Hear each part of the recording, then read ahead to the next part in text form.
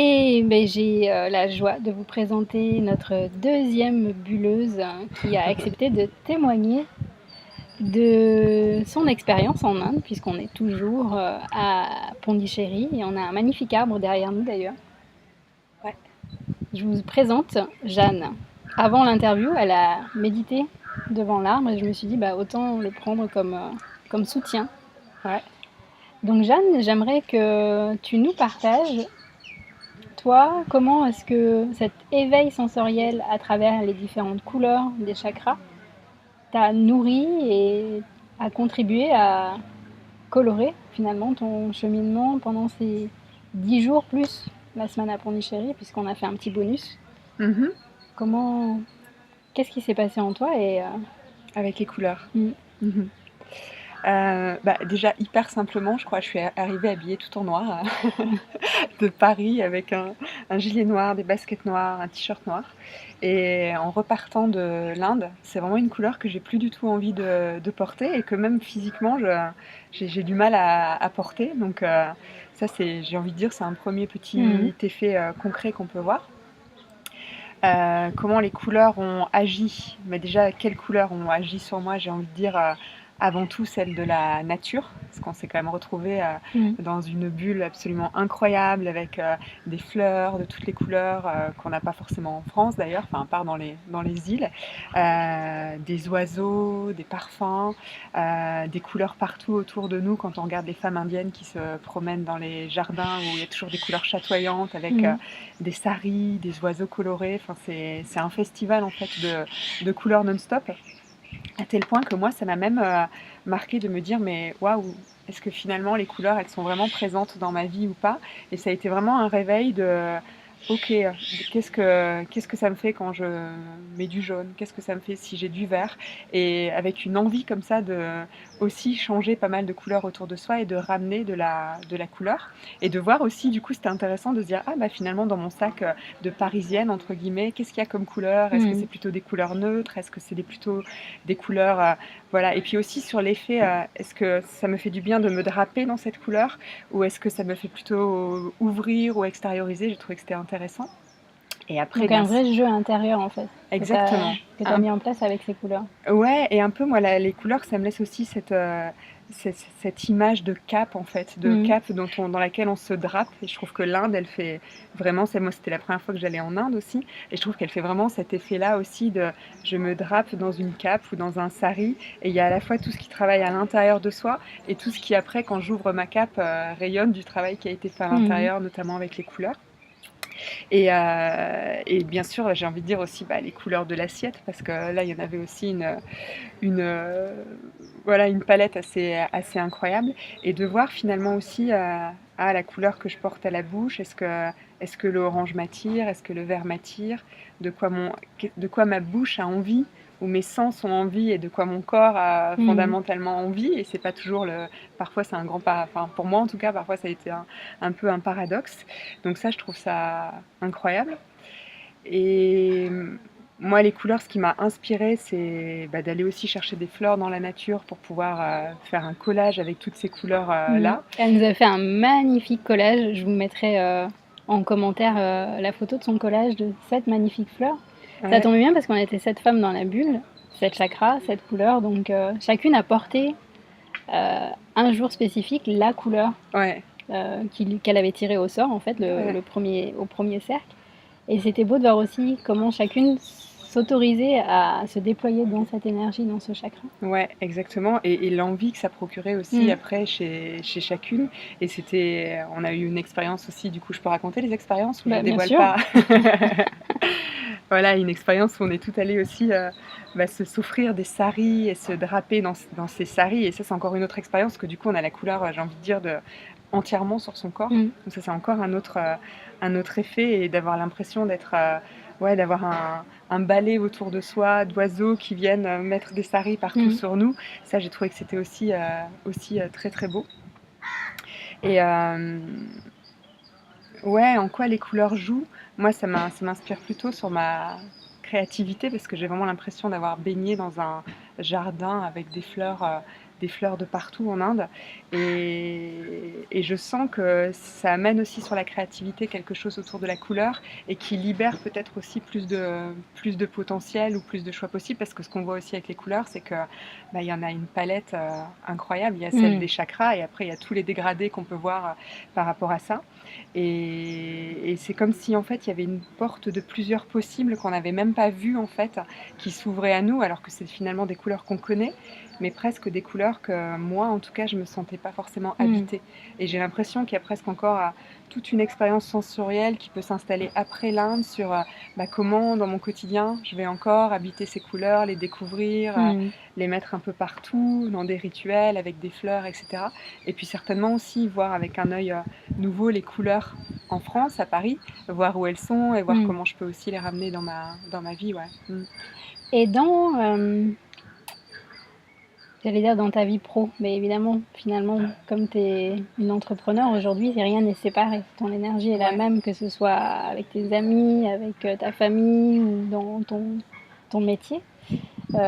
En quoi est-ce que les couleurs t'ont apporté quelque chose ou vont t'apporter quelque chose? Parce que Jeanne, donc, est aussi une femme entrepreneur du changement. Là, elle se lance dans l'aventure entrepreneuriale puisque c'était vraiment un moment clé pour toi. Ouais, pile la transition en fait entre mon job d'avant et... T'étais restée combien de temps? J'ai bossé pendant plus de 15 ans dans des boîtes, quoi. Donc c'était... Ouais, c'est un envol, ouais. Ouais, et puis là, ça y est, tu te lances... Pile là, en fait, 3 semaines avant de partir en Inde. Donc c'était une bonne période de transition pour moi, pour aussi ralentir, apprendre à laisser venir les couleurs à moi, en fait, aussi. Et pas toujours être dans l'action, et plus être dans... Ok, laisser les couleurs inspirer et voir ce qui va naître de ça. Ouais. Et aussi, parfois... se laisser bousculer par une couleur ou quelque chose qu'on croit ne pas aimer et qui finalement se révèle être bon pour soi. Donc ça, c'est assez intéressant. Et comment ça va me nourrir? Déjà, il y a d'autres choses, il y a d'autres idées qui me viennent, plutôt d'ailleurs autour des jardins et des fleurs, et comment finalement j'ai envie de planter des fleurs, entre guillemets, des humains en fait qui fleurissent. Donc ça me... Ouais, il y a vraiment cette inspiration des couleurs qui arrivent. Et, parce que toi, vraiment, un de tes talents, c'est d'accompagner les autres sur comment leur offrir l'espace pour qu'ils se connectent à leurs talents. Exactement. Comment se reconnecter à eux-mêmes, à leurs talents, et comment ils peuvent après... que chacun peut offrir après ses talents, ce qu'il a de plus brillant et de plus coloré au monde. Et ouais, donc c'est... ça me permet de voir aussi encore plus une palette des possibles et des couleurs, comme je le disais tout à l'heure. Et je pense que ça m'a inspiré. On a un bus qui passe avec un tigre dessus, tout en couleur aussi. Je pense que ça m'inspire aussi dans le sens de laisser venir à moi la personne qui sera là avec sa couleur et me laisser découvrir sa couleur. Parce que je pense aussi, ça enlève certaines de nos certitudes sur les couleurs. Et moi, j'ai vraiment l'impression que l'Inde, ça m'a aussi fait découvrir cet antre du féminin, où on voit beaucoup de femmes indiennes qui sont à la fois actives, mais tout le temps dans une douceur, dans une beauté. Enfin, on sent qu'elles marchent vraiment et qu'elles sont... Et donc tout ce qu'elles font, elles infusent de la couleur et de la beauté partout en fait. Et c'est un peu ça que j'ai envie de garder aussi pour la suite, c'est comment j'infuse de la beauté et de la couleur partout dans ce que je vais faire et comment je laisse venir à moi ces couleurs de la vie, quoi. Et pour l'instant, je n'ai pas encore forcément d'idées précises, mais je sens aussi que c'est un peu la temporalité de l'Inde, de laisser venir en douceur et lâcher le... faut que je crée maintenant, il faut que ce soit là, que ça arrive, et plutôt être dans cette douceur aussi, et se laisser envelopper de ça. Et comme je disais tout à l'heure, c'est vraiment cette image, revenir dans sa cape pour pouvoir après la rouvrir quand c'est prêt. Mouvement de fermeture et d'ouverture. Ouais, exactement. Alors tu veux pas nous parler de ton petit éclair quantique vendredi dernier où tu travaillais avec Déborah et tu t'es lancée dans la création d'un site? Ah voilà les couleurs. Alors voilà donc on a fait beaucoup d'expériences sensorielle et culinaire. Et notamment, j'ai découvert avec toi d'ailleurs, hein, parce que c'est quand on était à la fondation, mes 2 parfums de glace indienne préférés, à savoir Rose et Chikou. Chikou, c'est la sapotille. C'est un Je fruit l'ai, tropical. voilà, c'est à découvrir qu'en Inde en fait, je trouve Ou en Guadeloupe. ou en Guadeloupe, Mm. mais ça se déguste ici, quoi. Ouais, ouais, ouais. Et c'est une vraie expérience en fait, toute cette onctuosité. Et voilà, et donc ces parfums m'ont inspiré parce qu'on a tout le temps dit ah Rose et Chikou, et on a dit ça pendant tout le séjour un peu en se marrant, Rose et On a vu Chikou. des écureuils qui étaient en duo En et duo, et ça faisait c'était Rose et très. Ouais. Chikou. À chaque fois qu'on achetait des choses un peu pareilles, ça faisait Rose et Chikou. Ouais, on Et achetait la même valise. la même valise, exactement. Et en fait, voilà, et je cherchais un nom aussi pour accueillir euh, ce que je vais créer demain. Et puis finalement, je me suis dit, ah, mais Rose et Chikou, et c'était le truc qui revenait tout le temps, etc. C'était bien évidemment libre de droit, donc tout était tellement simple. Donc je me suis dit, ok, allez, Rose et Chikou. Et c'est marrant parce que je cherchais quelque chose d'assez neutre au départ, ou en tout cas qui allait marcher, passer facilement avec les entreprises, etc. Et Rose et Chikou, on peut pas dire que ce soit complètement neutre. En tout cas, j'aime, il y a un côté libre, il y a un côté gai, il y a un côté Unique. unique, et il y a un côté chacun peut y mettre ce qu'il a envie d'y mettre Exactement, derrière, ouais. en fait. Tu ouvres la porte de l'imaginaire à celui qui est en train de le dire. Et comme les couleurs, parce que finalement, un verre d'eau, on le voit tous différemment, avec différentes textures, palettes, etc. Et donc, voilà, j'ai fait naître vendredi à 11h11, Rose et Chikou. Donc très bientôt, vous pourrez aller faire un tour sur le site. Voilà, donc je ne sais pas où ces glaces, où ces oiseaux, où ces écureuils m'emmèneront. Il y a des oiseaux qui volent partout là. Mais c'est ça en fait, pour moi c'est vraiment l'Inde, c'est se laisser surprendre par quelque chose qu'on n'avait pas du tout prévu et auquel on s'attendait pas du tout.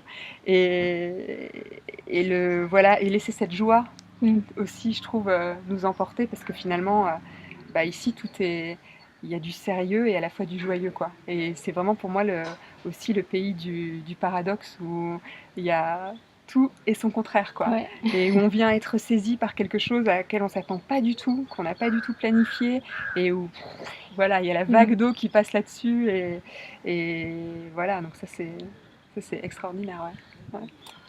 J'aime. Avec plaisir. Merci Chikou. Merci Rose. À bientôt.